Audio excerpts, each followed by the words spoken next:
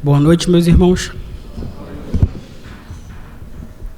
Queria te convidar para abrir a sua Bíblia em Efésios capítulo 1. Irmãos, nós estamos diante de um documento muito importante para a fé cristã. A carta aos Efésios é uma carta, antes de tudo, que não permite que ninguém fique meio avoado, elocubrando coisas difíceis na cabeça. Sabe aquela pessoa que fica pensando em coisas difíceis? Por exemplo, quantos anjos cabem em cima de uma agulha? Entendeu? Pensando coisas complicadas, coisas difíceis. Essa não é uma carta para isso. Portanto, essa é uma carta que nos desperta a uma vida piedosa de louvor. Alguns teólogos, um teólogo brasileiro que tem muito me edificado, veio aqui na igreja, para ele, o tema dessa carta é: Deus está reunindo um povo, Deus está ajuntando um povo. E você precisa guardar isso aí no seu coraçãozinho. Como assim Deus está ajuntando um povo? Eu vou tentar dar algumas pistas, e durante esse tempo que eu vou pregar mais vezes, eu voltarei a esse tema repetidas vezes. Deus está reunindo um povo, ok? Me deixe falar sobre, primeiramente, olhe para a sua Bíblia, do capítulo 1, do versículo 1 e o versículo 2. Eu vou ler rapidamente. Eu digo para os irmãos o seguinte: na minha introdução aos Romanos, eu já disse tudo o que eu precisaria dizer à igreja sobre o que está aqui no versículo 1 e 2. Mas lerei para poder fazer algum sentido para vocês. O escritor desse documento se chama Paulo. Ele mesmo diz que ele é apóstolo. Perceba, Paulo apóstolo aqui não é alguém falando assim, igual quando o pessoal para na blitz, né? Não, eu também sou policial. Aí o policial deixa o cara ir na blitz, não é assim? Não, eu sou militar. Aí o policial pode ir. Aqui não é... Obrigado, Andrade. Aqui não é aquela carteirada, né? Quem é você? Eu sou o dono de tudo. Não. Apóstolo aqui é um símbolo de humildade. Quem é você? Para Paulo, ele é alguém representante de Cristo. Ele é um escravo que foi comissionado, que foi enviado por Cristo a pregar o seu evangelho. Paulo está trazendo para a simplicidade aqui. Ele não está glamourizando o emprego dele, por assim dizer, ok? Então, Paulo, apóstolo de Cristo Jesus, pela vontade de Deus, aos santos que estão... Se eu ler um pouquinho diferente, é porque eu estou traduzindo aqui já agora, tá? Então, talvez fique assim, uma diferençazinha ou outra, mas eu sempre vou explicar a diferençazinha, por que está acontecendo, ok?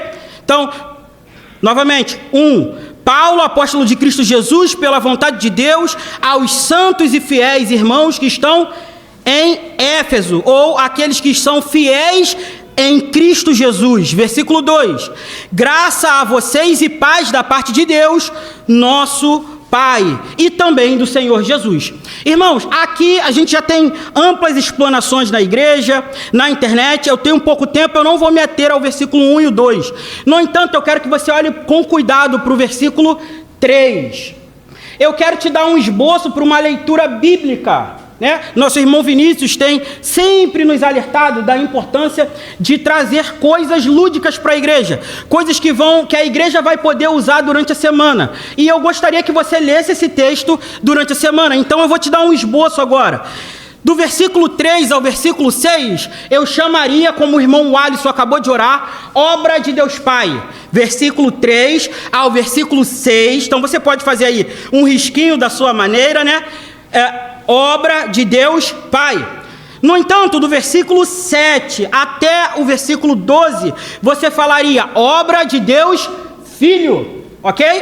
E do versículo 13 e 14, você falaria essa é a obra do Espírito Santo, ok? Irmãos, do versículo 13 ao 14, acontece algo magnífico. Paulo usa cerca de 200 palavras, sem ponto, sem vírgula, sem nada. É como se um homem tivesse falando e ele tivesse tão animado para contar o que ele está dizendo, que ele vai falando sem respirar. Deixa eu te dar um exemplo. Mateus, como foi o seu final de semana? O meu final de semana foi maravilhoso. Vi jogo do Flamengo, também passei com a minha esposa, conheci novos amigos. E também comi isso e aquilo. E fui à igreja. Você está vendo? A pessoa não dá pausa, ela não respira. Versículo 3 até o versículo 14 não tem um ponto sequer. É só Paulo falando. E Paulo falando do que, Mateus? Eu quero aqui...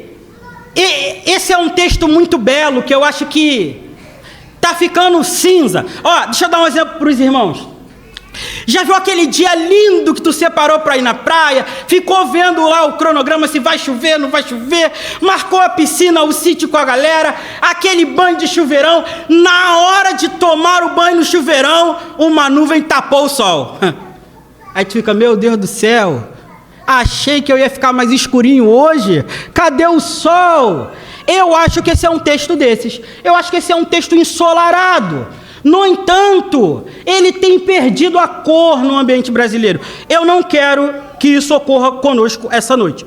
Eu quero que você se atente para a primeira palavra. Se eu conseguir prender sua atenção na primeira palavra, eu ficarei satisfeito. Porque a sua alma vai bem dizer ao Senhor, como dizem os teólogos antigos. Portanto, versículo 3, ele começa assim, bendito o Deus e Pai. Irmãos, não importa o que vai ser dito depois disso. Você tem que entender que Paulo começou com adoração. Não importa o que vem depois. O que vem depois é motivo de adoração. Deixa eu dar um exemplo para você, para ficar mais nítido isso aqui. Vinha eu depois de jogar aquele futebol de manhã, os embaixadores vão entender. Joguei aquele futebol, cheguei em casa 11 horas da manhã. Falei, mãe, o que é a comida? Aí ela disse a famosa frase, comida. Que isso, mãe? O que é a comida, mãe? Comida, Mateus. Não, mãe, o que vai ter na comida? Aí ela, comida, alimento, Mateus. Não é assim que vocês dizem? Não importa o que vai ter, tu já tem que dar graças a Deus porque tem. É mais ou menos essa primeira palavra. Bendito, não importa o que vem aí, o que vem é motivo de adoração, é motivo de explodir coração, é motivo de louvor, é motivo de delírio. É isso que essa palavra está querendo dizer. Bendito o Deus e Pai do nosso Senhor Jesus Cristo, que nos abençoou com toda sorte de bênçãos espirituais nas regiões celestiais em Cristo Jesus. Certa vez eu lia, até comentava na reunião de liderança um tempo atrás lá no Pastor, um livreto chamado Salmos, do C.S. Lewis. Ele era um ateu, ele era um renomado escritor do século passado, ele era um ateu. Daí ele tinha um amigo lá que era meio católico, a gente não sabe se ele era evangélico, católico, que ele era da vida. Ele se converteu, o C.S. Lewis se converteu. Só que como ele era ateu, ele tinha problema com um negócio chamado louvor. Tu falava assim, Lewis é o cara que escreveu as Crônicas de Nárnia, aquele filminho do leão. Ok. Tu perguntava assim, Lewis, tu tem dificuldade de obedecer a Deus? Ele dizia, tenho não. Eu me converti, agora eu obedeço a Deus. Lewis, tu tem dificuldade de ir para a igreja? Tenho não, ir para a igreja é muito bom. Ele diz isso no livro. Lewis, tu tem dificuldade de ajudar os pobres? Tenho não, muito bom. Só que Lewis detestava uma palavra. Deus quer adoração. Lewis quase morria. Ele dizia assim, era repulsivo os pensamentos. Eu não quero saber desse negócio. Deixa eu te explicar por quê. Lewis entendia assim, quero que tu imagina essa pessoa aí que eu vou criar na tua cabeça. Uma pessoa que ela tá sempre assim, e aí, me elogia? Olha o que eu fiz hoje, olha o que eu fiz ontem, olha quem eu sou, olha eu assim, olha eu assado. Aquela pessoa que tá sempre querendo um elogio, uma bajulação, e não é uma bajulação aberta, aquela bajulação que tu faz, aquele elogio, né? Que essa palavra é melhor no nosso idioma, né? Aquele elogio sincero. O Will tirou o bigodão. Fulano cortou o cabelo. O Will dá sorte que fica bonito com bigode ou sem bigode. Não é aquele elogio natural, mas é aquela pessoa que quer sempre elogios travados. Lewis, quando ouvia na igreja, Deus quer adoração. Ele ficava perturbado, meus irmãos. Como assim Deus quer adoração? Aí, para piorar, ele estava lendo um livro que o escritor dizia bem assim, ó: Deus exige adoração. Rapaz, aí Elias ficou mais perturbado. Por que Deus fica pedindo adoração o tempo todo? Por que ele fica exigindo adoração? Nossa, por quê? Porque até o dia que ele falou, eu vou refletir nisso. E começou a ler, refletir. E aí ele chegou à conclusão de que ele deveria adorar a Deus. Ok. Como ele chegou a essa conclusão? Número 1. Elias começou a refletir no seguinte: Deus não precisa da minha adoração. Irmãos, imagine vocês, são aí bons pedreiros, bons oftalmos, bons programadores, vocês são bons nas profissões de vocês. Quem aqui quer um elogio? Quem aqui quer um elogio de um canguru? Olha, você fez uma casa muito... O canguru falando, né? Que casa linda que você fez. Ou quem aqui gostaria, você que é professor, um canguru chegasse para você, olha que aula maravilhosa. Melhor, um gato. Quem aqui gostaria que um gato chegasse para você e falasse, como você é bom fazendo o que você faz? Esse elogio não tem valor nenhum. Deus não precisa da nossa adoração, porque Deus está em outro, como diz o jogador do Flamengo, Deus está em outro patamar. Ou seja, ele não precisa do elogio de quem está aqui. Aí Elias falou, se Deus não precisa do meu elogio, por que ele quer meu elogio? Aí aquilo virou um negócio na cabeça dele. Por que Deus quer meu elogio? Aí ele começou a estudar. Primeiro ele pensou no seguinte: imagina que isso aqui seja uma obra de artes, um quadro lindo. Quadro lindo. Você passasse por aquele quadro e tu falasse, meu Deus, dentro do teu coração, meu Deus, que quadro formidável, que quadro maravilhoso, que obra-prima. Mas aí tu não dissesse nada. Carrancudo, foi-se embora.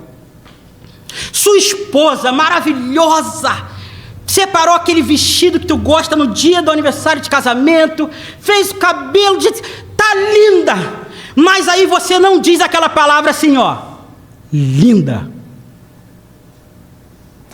Melhor, cheguei da rua cansado, com sede, abri a geladeira, botei um copo d'água e não fiz só tomei o copo d'água. Qual é o problema de tudo isso? Você e eu não somos completos até que passemos a expressar-nos. Deixa eu explicar isso. Lewis entendeu que a adoração, elogio, não era bom só para o outro, era bom para quem elogia. Deixa eu te explicar. Vou dar um exemplo mais claro aqui agora. Quando você é homem, vou dar 2 exemplos. Quando você é homem, está lá vendo seu jogo de futebol, aquele esporte que você gosta, o camarada chuta a bola no gol, aquela pintura, o que é que você faz em casa? Golaço! Por que é que você não ficou assim? Gol. Por que é que você se expressou? Por que você deixou sair dentro de você? Porque você sabe que tem coisas que devem ser honradas. A beleza, se há beleza, devemos louvá-la. Deixa eu te dar um exemplo. O rapaz tentou, vou dar outro exemplo para vocês entenderem. O rapaz estudou, e para fazer o concurso reprovou no primeiro ano, no segundo ano, terceiro ano, no último ano que ele podia fazer a prova, ele foi lá e passou. E você via ele lá, você via ele de cara nos livros, você via que ele não saía nos finais de semana, você via a luta dele. E quando ele passou, você que viu tudo, você disse, parabéns, a tua alma vibrou, mesmo o prêmio não sendo teu. Sabe o que é isso? A sua alma foi completa por dar honra a quem tem honra. Aquilo que é belo deve ser adorado. Então Elias disse, Deus é o ser mais belo que tem. O que ele merece? A adoração. Se ele é tão belo assim, ele merece extravagância. Mas não só isso. Não só isso. Não só isso. Ele também ordena que que adoremos, porque Ele nos criou tal como somos. Meus irmãos, essa palavra, bendito Deus, é a palavra que devia permear os nossos corações. Bendito Deus devia ser placa no nosso coração. Eu não sei o que vai acontecer semana que vem. Eu não sei o que vai acontecer daqui 1 mês, 6 meses, 10 meses. Eu sei que em tudo o que vai acontecer, Deus é bendito. Ainda que a figueira, ainda que a videira, nada floresça, nada dê fruto, eu me alegrarei. Adoração é uma decisão de coração. Nós veremos uma doutrina bela, magnífica, mas se nós não escolhermos adorar, iremos sucumbir. Volte aos Salmos que o Andrade abriu o culto, Salmo 139. Quero te mostrar uma coisa.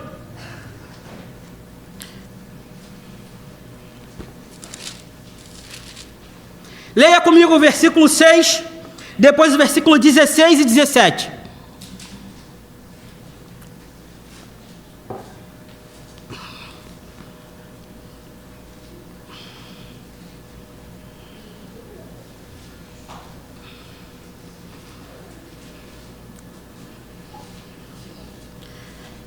Salmo 139, versículo 6.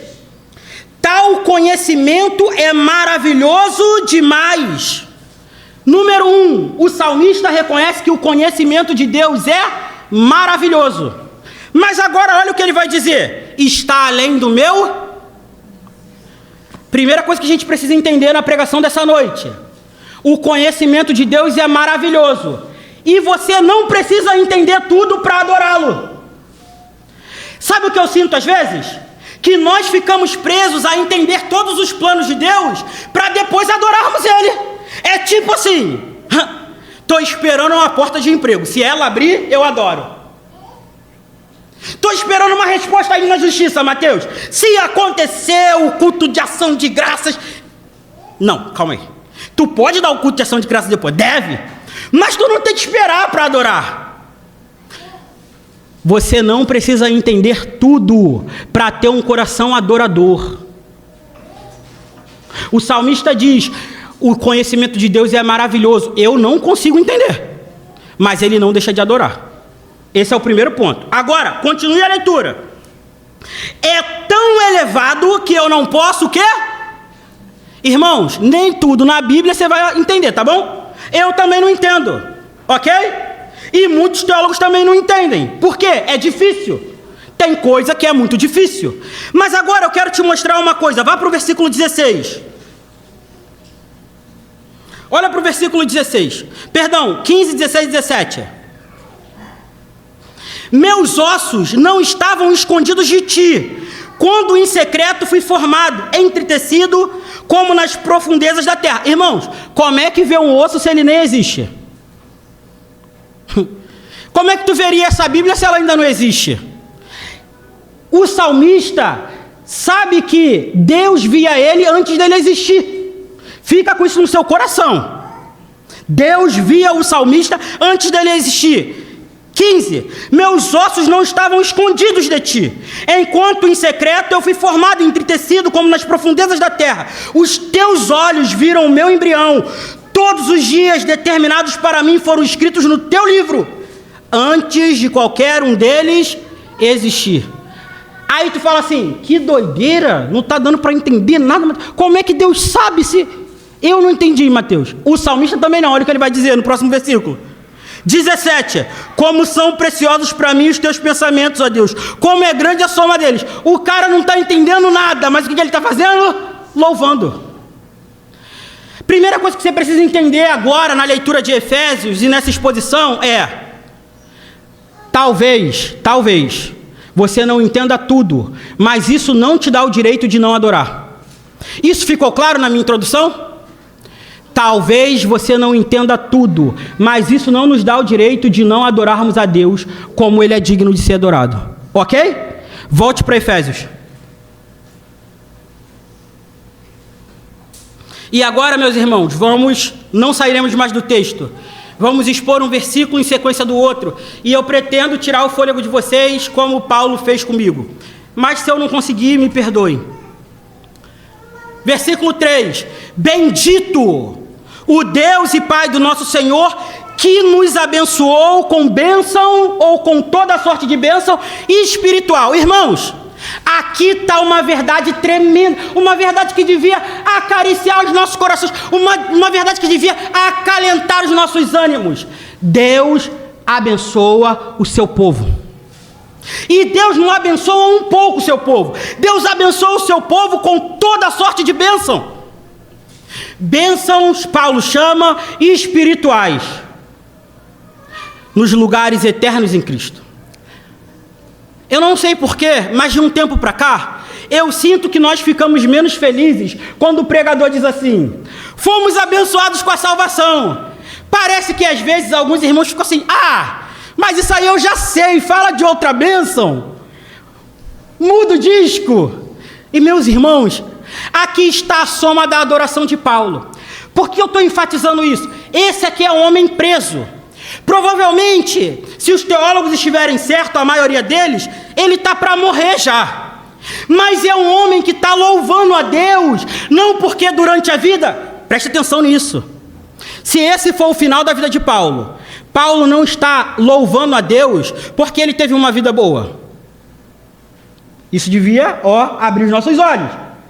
O motivo de louvor do Paulo não é a vida que teve, mas a salvação que alcançou ele. Irmãos, no final da vida do homem encarcerado, a maior alegria da vida dele é: eu fui alcançado pela graça de Deus. Não há bênção maior que essa. Mateus, mas ele está dizendo que toda sorte de bênção espiritual na região celestial, em Cristo, o que isso quer dizer? Paulo tem algumas bênçãos para nós, e é delas que eu quero falar hoje. Foque no versículo 4. Antes de eu entrar no versículo 4, eu preciso que você entenda que tudo que o cristão tem, ele tem em Cristo. Deixa eu explicar para os irmãos. Ainda que eu, Mateus, estude, passe no melhor concurso que tiver, o que eu diria para você? O que você me diria? Eu passei no concurso porque eu me esforcei muito ou porque Deus foi muito gracioso? E aí? Passei porque estudei muito ou passei porque tive muita graça de Deus? Os dois. O que eu preciso que os irmãos entendam? Tudo que nós temos em Cristo. Sem Cristo não temos e não somos nada. Isso é importante para você entender o que se segue. E ele diz assim, versículo 4. Irmãos, vai ser uma sessão agora de escolheu, predestinou, elegeu. É o que tem nesse texto. E Paulo louva por isso. Nós não podemos encarar esse texto senão com louvor no coração, porque Paulo inicia louvando. Paulo louva por causa do versículo 4. Nos elegeu ou nos escolheu nele, antes da fundação do mundo. Número 1. Cristo para nós hoje não foi um plano B. Não foi tipo assim, olha, vou fazer o Éden aqui, eles vão lá comer as frutinhas dele, Adão e Eva vão brincar com os animais, e aí se der errado, eu tenho um plano B para eles. Não foi. Deus nos escolheu antes que houvesse terra. Antes de Adão e Eva, ele já tinha escolhido. O que isso quer dizer? Quer dizer que a salvação não é por obras. Deus não te salvou porque ele olhou assim no futuro. Rapaz, Jefferson vai ser um bom rapaz. Daniel vai todo dia na igreja. O Alisson vai ser um pregador excelente. Eu vou escolher ele. Não. Deus nos escolheu porque ele quis. E é isso que Paulo vai tentar explicar. E não apenas porque ele quis. É porque foi o bom propósito da sua vontade. Irmãos, há uma coisa que nós precisamos deixar de lado. Precisamos jogar por terra. Que é não ter satisfação na vontade de Deus. Deixa eu te explicar uma coisa. Às vezes, Aquilo que nós chamamos de inveja acontece simplesmente porque achamos que Deus não é tão sábio quanto Ele é. Deixa eu te explicar uma coisa. Lá no fundo da inveja, tem um negócio chamado assim: eu queria ter, Deus podia ter me dado, mas Deus deu para ela. Deus não é sábio, porque eu também queria e precisava. Não façamos isso, meus irmãos. Nós precisamos ser gratos, no sentido de agradecer por Deus ter tomado decisões sem levar em consideração quem somos, mas quem Ele é. As minhas irmãs mais antigas aqui vão lembrar comigo assim, ó, o Salmo 23 diz assim, ó: guia-me pela vereda da justiça. Como é que termina o Salmo? Guia-me pela vereda da justiça pelo quê? Porque eu sou legal? Porque eu vim à igreja? Guia-me na vereda da justiça pelo quê? Por amor ao seu... O salmista fala assim: Deus, me guia na vereda da justiça porque eu sou um cara legal. Me guia na vereda da justiça porque eu cuido bem dos filhos. Deus, me guia na vereda da justiça porque eu sou um excelente pregador. Não, guia-me na vereda da justiça por amor ao seu... A igreja precisa voltar a estudar essa doutrina. Se Deus tomar decisões por amor ao nome dele mesmo, nós seremos ricamente abençoados. Nós precisamos voltar a lembrar: assim como os céus são mais altos que a terra. O que diz? Os teus caminhos e os teus pensamentos são maiores e melhores que os meus. Nós precisamos voltar a descansar e se deleitar, porque Deus decide com base na sua própria vontade, no seu próprio nome. Nós precisamos descansar sobre isso. Isso precisa ser um acalento para a nossa alma. Meu Deus, por que essa enfermidade agora? Senhor, eu não consigo pagar os remédios, por que agora? Ele está tomando decisões com base no amor do seu próprio nome. Deus, está tudo tão difícil agora, e agora fulano de tal que eu amo tanto está afundando em pecado. Por que o Senhor não age agora? Por que o Senhor não desfaz agora? Por que o Senhor não nos dá agora?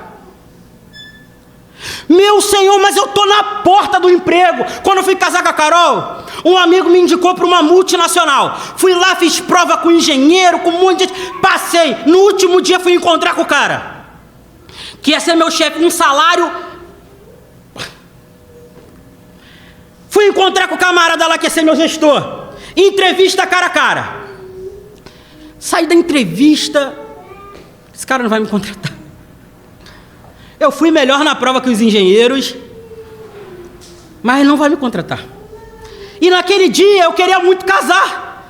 Fiquei pensando comigo, mas Senhor, é esse emprego que eu preciso. Vai dar para pagar o aluguel, vai dar para pagar as compras, vai dar até para fazer um plano de saúde, meu Deus.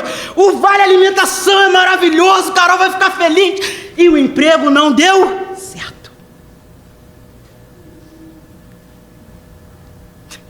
Deus é o Deus de quando não dá certo aqui embaixo. Quando meu pai caiu e teve aquele quadro que o Gugu teve, eu esqueço o nome, acho que é Glauco. E aí, quando eu cheguei, estava indo pregar, tá? Tô indo pregar, me ligaram: ó, teu pai caiu, acho que morreu. Falei: mas Deus, eu tô indo pregar. E tu deixa... Estava começando a aprender a ler grego, ficava folheando a folha no hospital para frente, para trás, não entendia nada. Deu 2 a 3 dias. Minha mãe queria fazer doação de órgãos, estava um negócio lá, vem governo, não vem governo. Falei: não vai poder doar órgãos. Não vai poder, Mateus. Seu pai tinha tantos anos, estava tantos anos sem fazer exercício físico, ele é saudável, mas não encaixa no protocolo. Tudo bem. Meu pai está morto? Tá. Vamos dar descanso para a família? Inatividade neurocerebral, os órgãos todos parando. Vamos desligar? Estou no corredor do hospital, quando eu encontrei com os irmãos do meu pai, as irmãs, Me perguntaram assim: mas tu desistiu? Tu parou de lutar? O diabo vai ter vitória. Falei: o diabo não pode ter vitória. Meu Jesus venceu a morte. Se meu Jesus quiser tirar ele 10, 15, 30 palmos abaixo do chão, é fichinha. Você não lembra de Lázaro, não? Agora o mais sábio é dar calma e paz à família. O nosso Deus é Deus e Senhor de todas as circunstâncias. Eu não aceito. Vou falar que nem a galera que determina. Eu não aceito o diabo ganhar 1 centímetro da minha vida. A minha vida foi comprada por Cristo. Ele é Senhor do céu e da terra. Não há 1 milímetro da minha vida que ficou para Ele. Não há. Porque Ele é bendito e abençoa os seus servos com todas as bênçãos espirituais. Porque nós estamos em Cristo, pertencemos a Cristo, e por estarmos em Cristo, Colossenses 2,9, encontramos a plenitude. Não há nada que nos falte. Falta-nos tudo, mas não nos falta o pastor dos pastores. Não nos falta o Senhor dos exércitos. A igreja precisa voltar, meus irmãos. No meio de tantos barulhos, aglomerações, vozes retumbantes, dizendo que Deus não se importa, de que Ele não toca na nossa realidade, de que não devia ser assim. Nós devemos dizer: cala-te, alma. Eu sei que o meu Redentor vive. Nós não podemos entregar nem 1 centímetro da nossa vida, glória, para qualquer outro que não seja Deus. Mas Paulo vai nos dar mais detalhes. E eu preciso ser honesto aqui com os irmãos.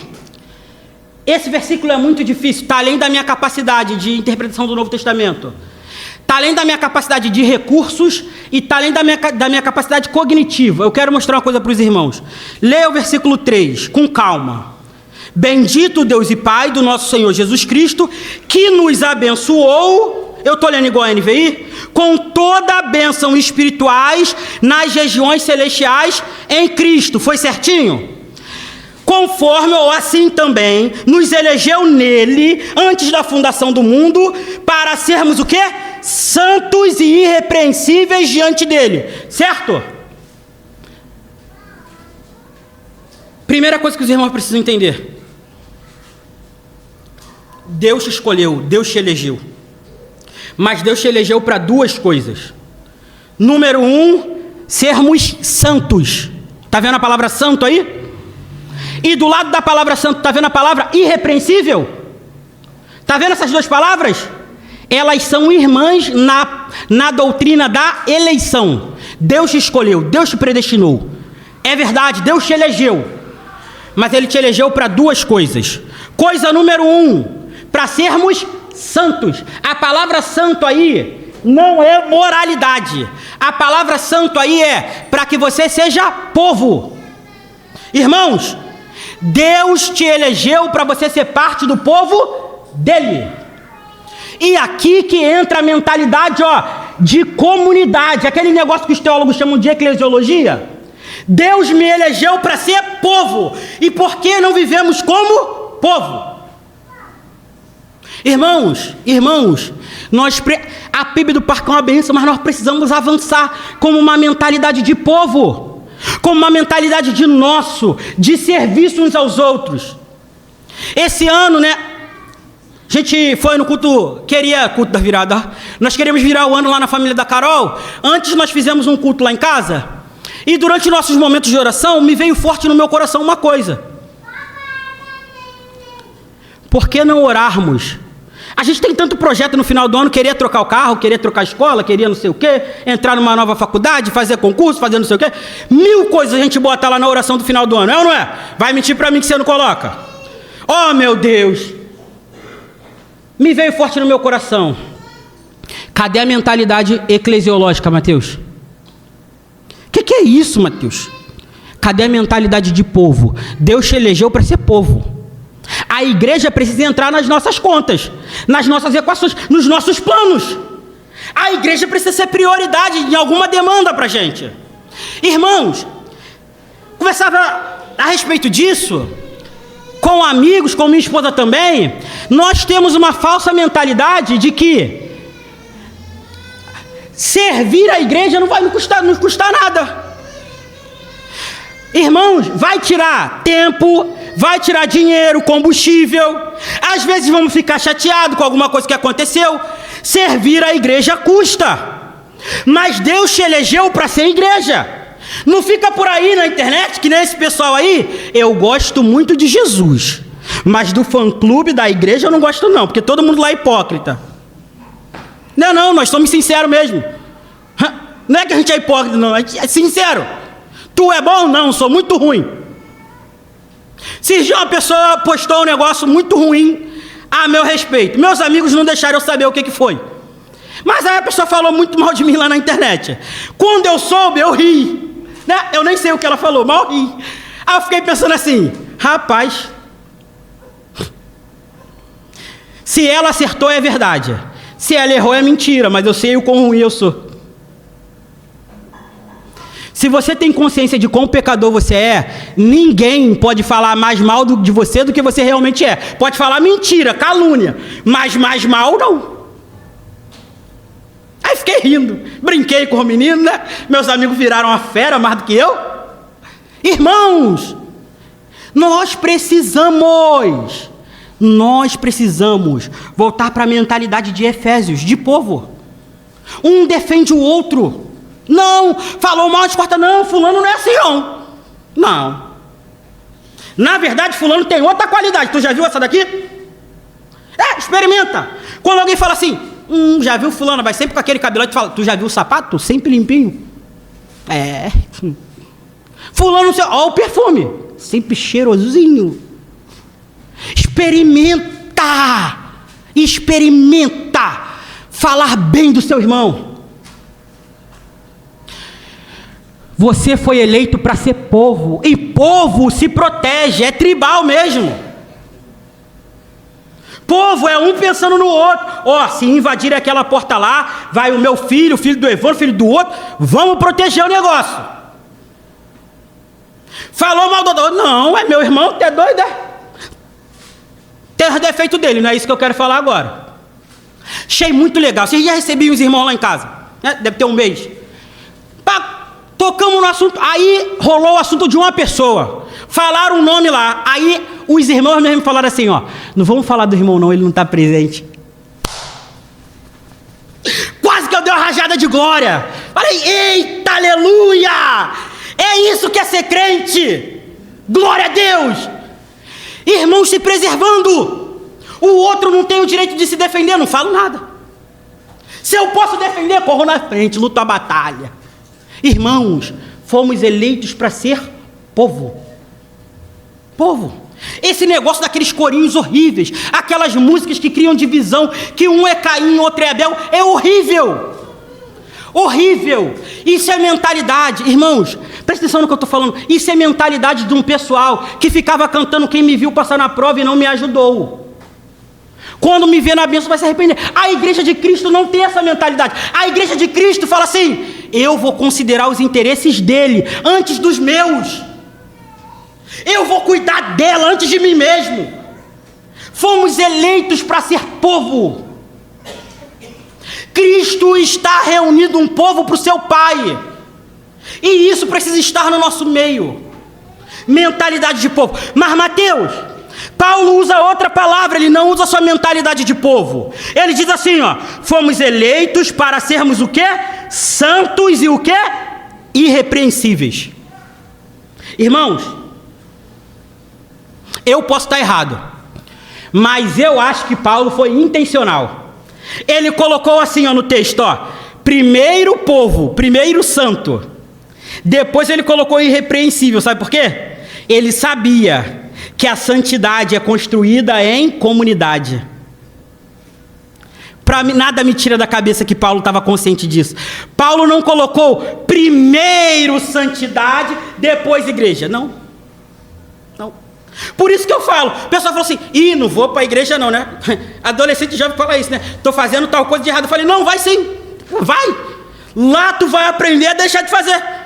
Primeiro o povo e depois caminhar em santidade. Para mim, Paulo foi intencional. A vida de comunidade muda o nosso caráter. É um irmão falando que, opa, tu vacilou ali, hein? Rapaz, tu foi uma bênção ali. Aquilo que tu fez foi maravilhoso. Eu lembro no jantar de casais aqui da igreja. Deixa eu dar glória a um pessoal aqui. Jantar de casais aqui da igreja. Tinha um pessoal solteiro aí, meus irmãos. Mas deixaram o jantar de casais. Quem veio sabe. O jantar de casais impecável, suquinho gelado o tempo todo, tudo limpinho, organizado. Falei, rapaz, é Deus agindo, ó. Eles não desfrutaram de nada, mas eles falaram, hoje não é o nosso dia, hoje é o dia dos casados. Isso é mentalidade de povo, eles cresceram aquele dia, no serviço. Por isso que eu digo, eu falo para as pessoas que falam assim, meu Deus, mas eu tenho muita vergonha. Eu cuido do montão com muita vergonha. Deixa a vergonha de lado e vai se juntando com quem te puxa. Eu gosto da Lelê Duarte, né? Lelê Duarte é minha amiga desde nova, o Alisson também. A Lelê, ela fala assim, tava com vontade de comer uma costelinha com batata. Meus irmãos, do nada tu já tá no meio do açougue, porque ela vai te contagiando e te puxando. Quem é amigo dela aqui sabe que isso é verdade. Quando ela fala assim, tava com vontade de comer uma pipoquinha com sal agioto. Vai tu atrás do sal onde não tem sal. Contagia, meu Deus do céu. Se tu já é mais tímido, cola do lado daquela pessoa que, né? Débora da vida, vamos. Te leva junto, meu Deus do céu. Eu tenho o Vinícius para me aturar. O Alisson vai me dando chute assim. Bora, Mateus. Tá meio parando, meio mole. Tá sem vida. Esses dias os meninos me pegaram e me levaram no médico. Tá meio sem vida, Mateus. Tá precisando de um médico. Isso é mentalidade de povo. Ninguém fica para trás. Proibido. Tá proibido ficar para trás. Eu tenho mais vergonha aqui, mais vergonha. Cola com quem não tem vergonha. Vai virar uma mistura só e a igreja vai ser abençoada. Ok? Povo, santidade. Deus te elegeu para ser povo e para andar em santidade. Mateus, como a igreja vai me ajudar a andar em santidade? Deixa eu te dar um exemplo.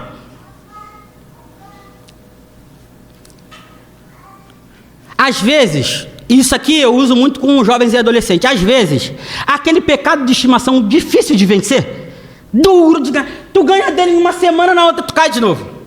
Quando tu fica um mês, parece uma vitória. Que aí depois tu de novo. É mentira? Sabe o que tu precisa? De alguém do teu lado. Que tu fala assim, caraca, tô um mês sem cair em tal pecado. A pessoa, é isso, comemora junto contigo. Aí tu, caramba, fulano ficou feliz porque eu tô firme em Deus. Ânimo.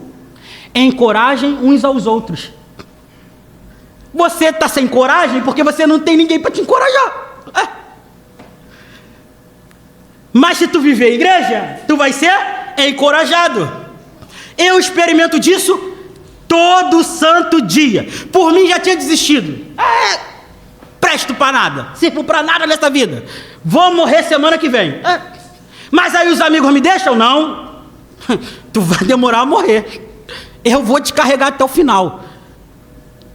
Tu não vale nada, mas tem alguma coisinha aí que Jesus pode usar. Sabe o que é isso? Encorajamento.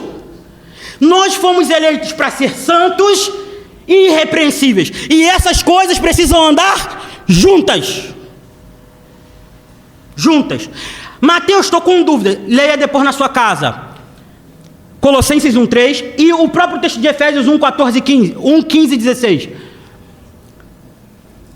Paulo diz, tenho ouvido a fé que vocês têm em Cristo e o amor que você tem por todos os santos. Olha o que Paulo diz, fé em Cristo e amor por todos os... Não existe piedade sem amor pela igreja. Não tem isso na Bíblia. Sou muito santo quanto tu ama a igreja. O quanto isso desemboca na igreja. Irmãos, imagine uma cruz. Opa, tem uma aqui. Olha para a cruz atrás de mim, olha para mim não. Olha a cruz lá, ó. Tá vendo que tem uma madeira reta assim para cima, vertical, e uma madeira horizontal, tá vendo ali?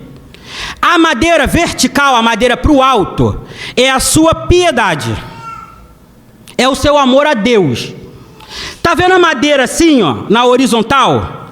É o teu amor pela igreja, amor um pelos outros. Não tem esse negócio de amar só a Deus, tem que amar a Deus e também amar a igreja. Amor a Deus reflete no amor à igreja. Ok.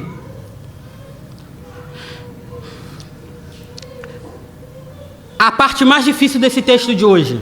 Eu não vou ficar aqui falando detalhes de linguística, esse negócio que não vai dar certo. Mas eu quero conscientizar os irmãos.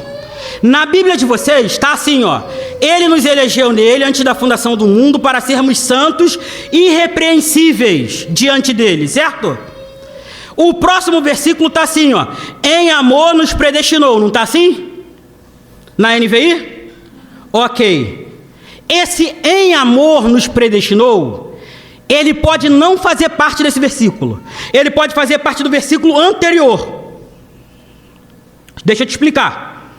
No primeiro caso, imagina que Paulo está dizendo assim, ó. Ele nos escolheu antes da fundação do mundo para sermos santos, irrepreensíveis diante dele em amor. O que ele está querendo dizer?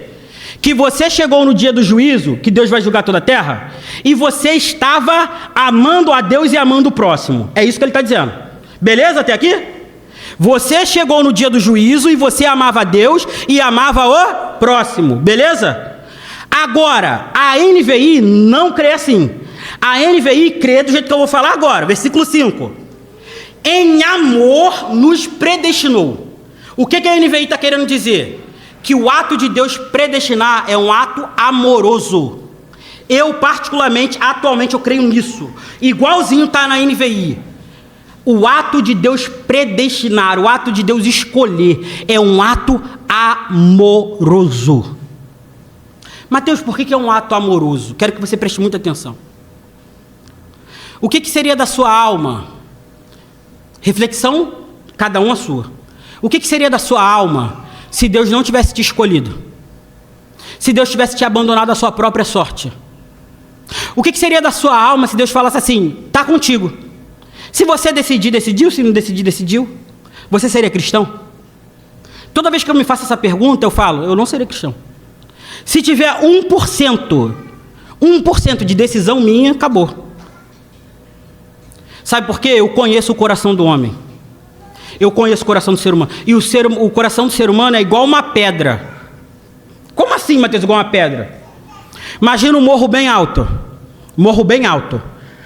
Um pedrão em cima do morro. Igual esses dias, fui na casa do pai da Carol, tinha um morro. Aí em cima do morro tinha uma pedra gigante. Aí a Carol falou assim, aquela pedra ali não está soltando para vir para cá? Estava com medo da pedra soltar. Imagina um morro bem alto. A pedra em cima do morro. A pedra começou a rolar. A pedra consegue falar, eu vou voltar? Ela consegue falar, eu vou voltar? Esse aí é você e sou eu. Você só rola só para baixo. Só que é pecado, o nome disso.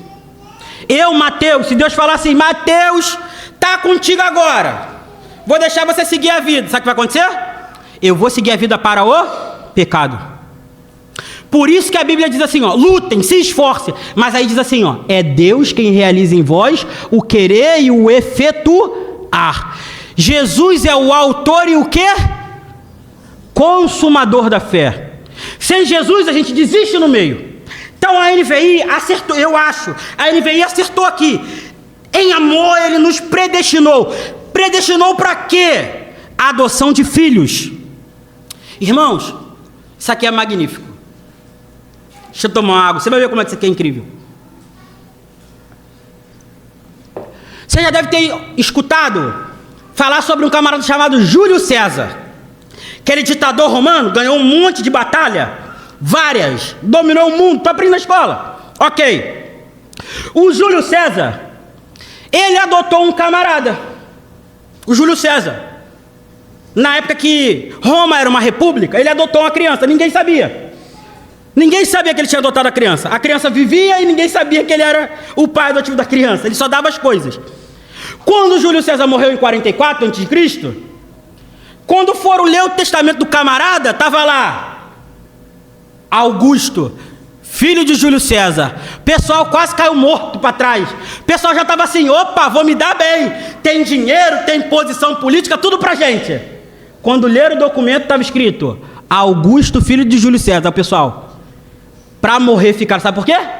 Tudo que era do Júlio César passou para o Augusto. Não importa se ele era filho adotivo, ele era filho, acabou.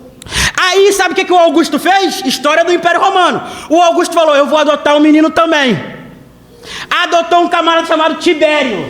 Adivinha quem é esse? O imperador na época que Jesus morreu. Outro imperador porque foi adotado. Sabe o que Paulo está dizendo aqui?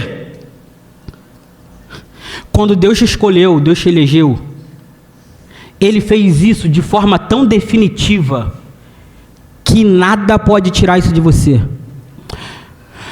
Quando Deus colocou a mão no seu coração e tirou o coração de pedra e te deu um coração de carne, quando Deus olhou nos seus olhos e falou, eu te amo, quando Deus deixou o coração dele encontrar com o teu coração, quando Deus deixou a mente dele encontrar com a sua mente, quando Deus deixou os sentimentos dele transbordar em você, isso foi definitivo.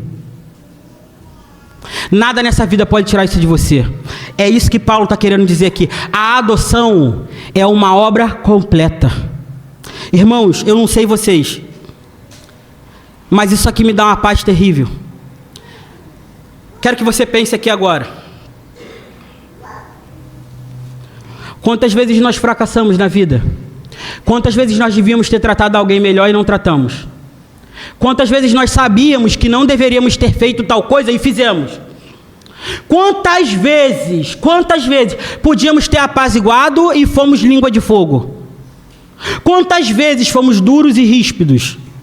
Quantas vezes nos faltou amor para amar o próximo?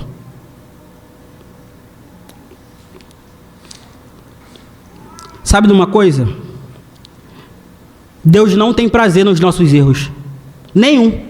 Deus não se agrada nos nossos erros. Mas sabe o que é o mais magnífico? Ele nos adotou. Quando eu peco, meus irmãos, e eu queria que vocês fizessem isso também. Quando eu peco, quando eu tropeço, quando caio, eu volto para orar, não porque eu sou melhor que Adão, que se escondeu. Lembra, Adão pecou e se escondeu? Eu não volto para Deus porque eu sou melhor que Adão. Eu volto para Deus porque eu lembro dessa doutrina. Eu volto para Deus porque Ele me adotou. E nem os meus pecados podem me separar dEle. Lembra daquela música, Andrei? Lembra, Senhor, juraste o teu amor, e nada pode mudar o que sentes por mim, nem os meus pecados, nada, nem a morte, nem a vida, nem a altura, nem a profundidade, nem o presente, nem o porvir, nem os anjos, nem as potestades, principados, nada, fome, frio, nudez, peste, nada pode me afastar do amor daquele que me adotou, nada. E a garantia não está no que eu faço, está no que Ele fez, está definido. Mateus, agora tu vive de qualquer jeito? Não, agora eu quero amá-lo mais, porque eu sei que Ele, o sangue bendito dEle caiu sobre a minha vida, e eu preciso amá-lo e louvá-lo, porque Ele é digno disso.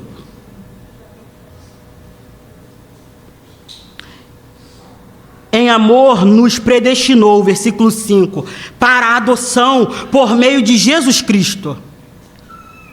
Mateus, por quê? Eu pregava 6 meses. Eu preguei 6 meses num lugar, uma vez por semana. Eu pregava. Teve um dia que eu cheguei para pregar e uma criança de uns 12 anos me parou. Só que a criança me parou de um jeito fantástico. Ela parou assim e ficou assim, ó. E não falava nada, a criança. Parou e ficou. E começou a chorar. E eu querendo empregar. E a criança chorando. Chorando, chorando, chorando. E não falava nada. E eu falei, filho, por que você está chorando? Tenho pergunta para você. Para mim? Para o senhor. Falei, pode falar. Se eu souber, eu respondo. Só tenho duas. Você pregou o Salmo 51. Naquele culto lá. Falei, preguei. Fazia uns 20 dias. Falei, preguei.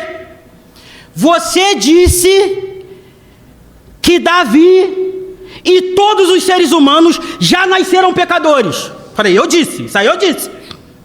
Aí ele disse, então eu sou pecador. Falei, é. E chorava. Chorava, chorava. Falei, é pecador. Então eu mereço a ira de Deus, porque tu também pregou, me ensinou que era a ira de Deus. Que ira de Deus não era sentimento. Ira de Deus era o resultado dos meus pecados. Falei, você é pecador e você merece a ira de Deus. E a criança chorava, chorava, chorava. Agora eu tenho outra pergunta para o senhor. Falei, faz aí. Se eu sou pecador, se os meus pecados geram a ira de Deus, se eu mereço o inferno, porque Ele me salvou? Eu quero saber porque Ele me escolheu, porque eu descobri que eu sou pecador. Porque olha quanta gente, 12 anos, olha como é que está esse lugar. Havia umas 150 pessoas. Olha como é que está esse lugar, está lotado. E eu sei que Deus me escolheu. Eu quero saber, chorando em lágrima, lágrima caindo, chorando. Eu quero saber porque que Deus me escolheu. Comecei a chorar junto com ele. Filho, não faço ideia. E o menino chorava. E eu também não sei porque ele me escolheu. Eu só sei que ele quis assim. O menino chorava, chorava, chorava. Por que eu? Perguntou de novo. Me deu as costas e foi embora. Filho, eu não vou falar seu nome, mas se você ouvir, eu sei que você acompanha às vezes. Olhe para esse versículo na sua Bíblia. Final do versículo 5. Porque, segundo o bom propósito da sua vontade, Deus achou bom te escolher. Dorme com esse barulho. Deus olhou e falou, eu sei que ele é pecador, eu sei da língua afiada, eu sei que é um ingrato, reclama de tudo, eu sei que eles são assim, eu sei, mas eu decidi amá-los. Deus achou bom nos amar, apesar do nosso amor pequenininho. E a gente não consegue dormir com esse barulho, porque é escandaloso. É escandaloso olharmos o quão pecadores nós somos e falarmos, porque eu. Sabe qual é a resposta de Paulo? Deus achou bom que fosse você. Deus achou bom. Eu não tenho resposta. Eu não sei. Eu só sei dizer o que está escrito aqui. Deus achou bom escolher você, PIB do Parque. Deus achou bom te escolher para ser povo nessa igreja, para ajudar limpando o chão, para ajudar no culto das crianças, para ajudar um irmão carregando um gás. Deus escolheu você, Deus escolheu a mim, e nós não podemos retroceder. Deus escolheu o Vitor, Deus escolheu vocês para me ajudar na luta contra o meu pecado. Deus escolheu o Alisson para nos ajudarmos como povo e crescermos na graça de Deus.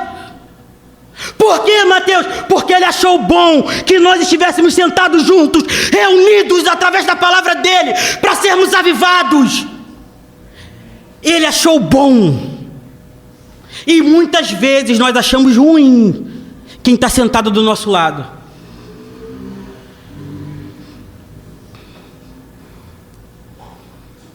Mateus,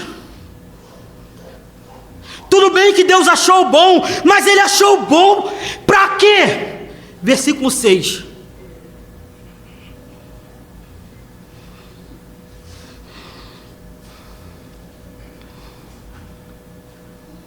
Para o louvor da sua gloriosa graça. Por que salvar um pecador como a gente? Por que salvar gente como eu e você? Sabe por quê? Para o louvor da graça dele. Deus salva pecadores para o louvor da sua graça. Eu vinha no carro conversando sobre um pregador que dizia assim: você é o ponto fraco de Deus. Você é a última Coca-Cola do deserto. Esse texto aqui está dizendo, sabe o quê? Deus te salvou não por causa de quem você é. Deus te salvou para o louvor da glória dele, da graça dele. Nós temos que parar de botar o nosso umbigo na frente de tudo. Nem tudo é sobre a gente. Irmãos, nem tudo é sobre a gente. Ah, eu não tenho amigo. Claro, só pensa em você. A conversa tem que ser o que você quer. O passeio tem que ser o que você quer. Não, meus irmãos, não acabemos com a comunidade de Cristo. Nós precisamos entender: Deus nos salvou para a glória dele, para vivermos como povo e crescermos em sua graça. Para o louvor da glória dele, da graça dele. Nós precisamos ficar satisfeitos quando não for o nosso nome embaixo da placa. Uma vez eu ouvi um engenheiro falar isso: Mateus, o pessoal aí fica muito feliz quando bota assina o nome embaixo. Falei, é verdade, o pessoal gosta, né? E essa mentalidade está entrando na igreja. A gente só fica feliz se formos nós que fizermos. Não pode. O outro também é bom, o outro também faz direito.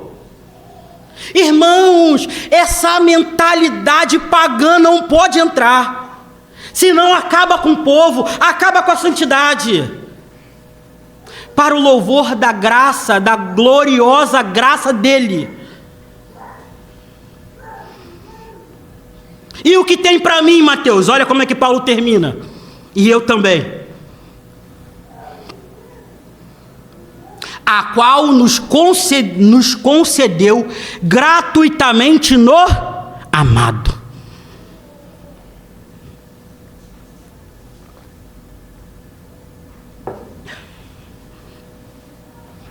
Mateus, o que sobrou para mim?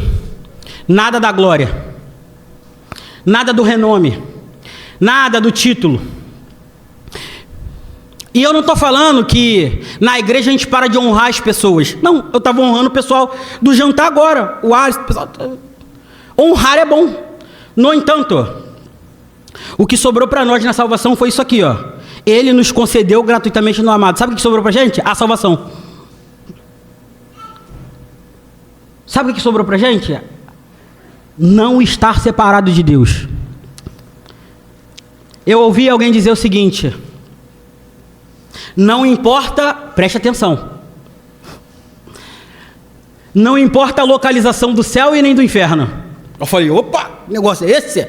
Não importa a localização do céu e do inferno. Importa quem vai estar no céu e quem vai estar no inferno. Porque qualquer lugar onde Deus está vira um paraíso. Qualquer lugar que Deus vai embora vira um inferno. Deixa eu te falar uma coisa. O céu é tão bom, porque tem Deus o tempo todo e a gente podendo desfrutar dele a qualquer momento.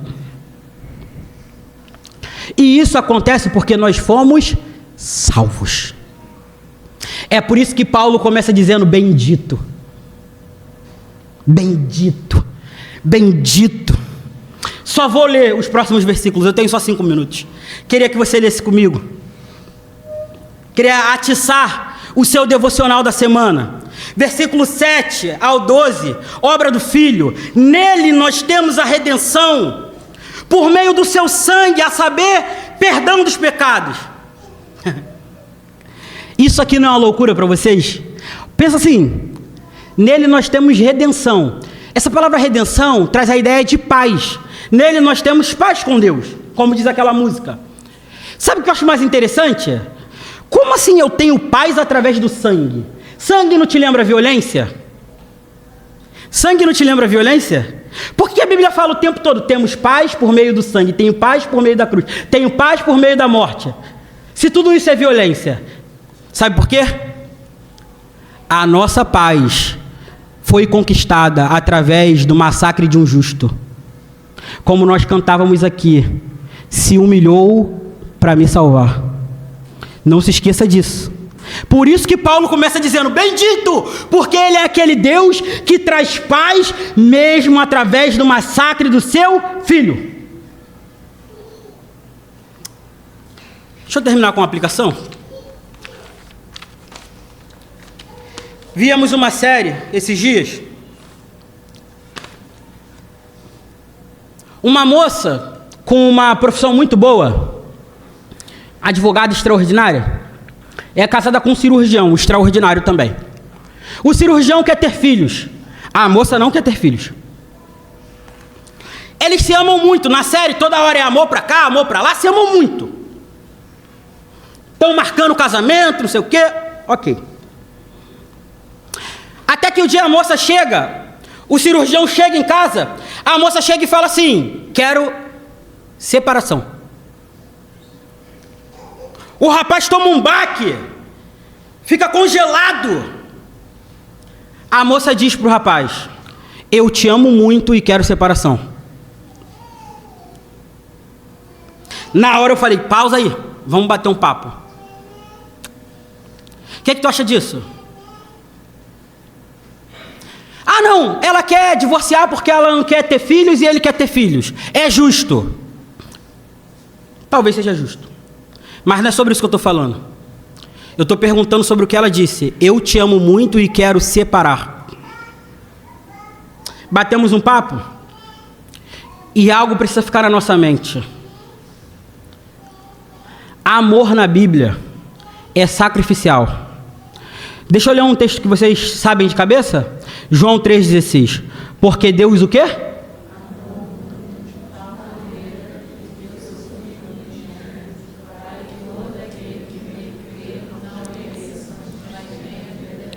Deus amou e Deus deu.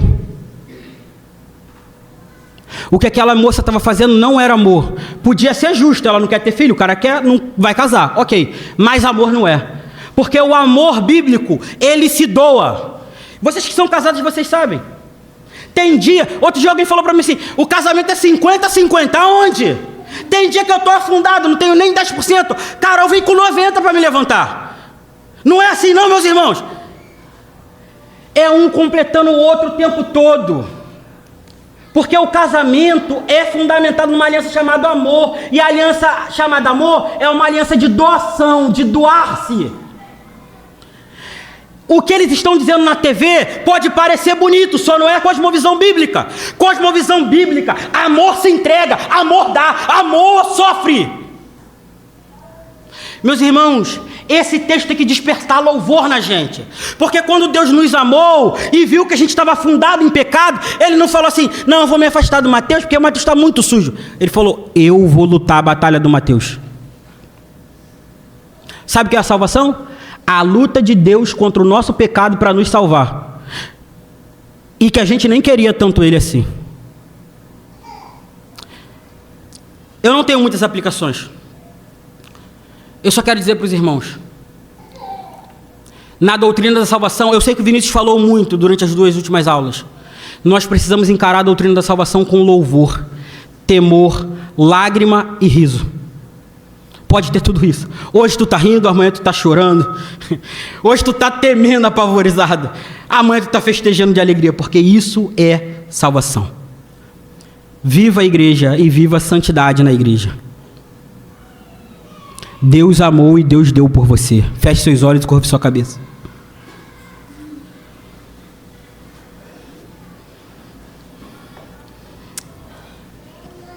Amado Deus, muito obrigado, Senhor, por me dar força para terminar de pregar hoje. Senhor, meus irmãos estão aqui, ouviram a Tua palavra. Eu também, Senhor. Nos ajude a caminhar cada dia mais, Senhor, no caminho da perfeição chamado Jesus. Fortalece, Senhor, as nossas mãos cansadas e os nossos pés abatidos, Senhor, joelhos trêmulos. Levanta, Senhor, irmãos encorajadores na nossa comunidade. Levanta o desejo de avivamento em nosso meio, ó Deus, para a tua glória e para o teu louvor. Obrigado pela salvação. Amém.